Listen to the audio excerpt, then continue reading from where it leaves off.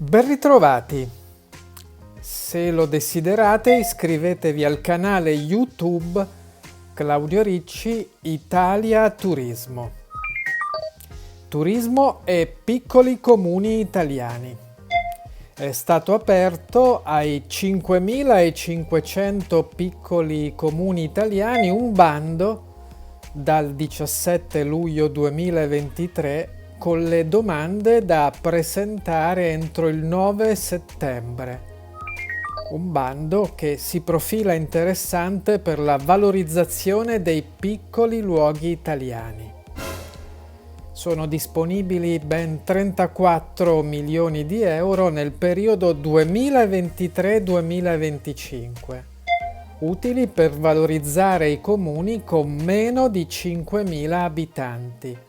Sono molti in Italia, quasi il 70% di quelli italiani.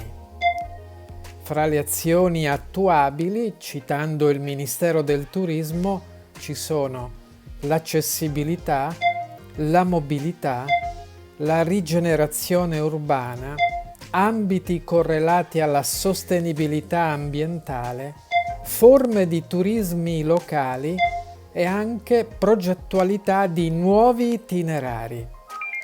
I piccoli luoghi, autentici e unici, per esperienze molto particolari, su misura per gli ospiti viaggiatori, sono importanti per chi cerca mete turistiche come fossero isole felici e sicure.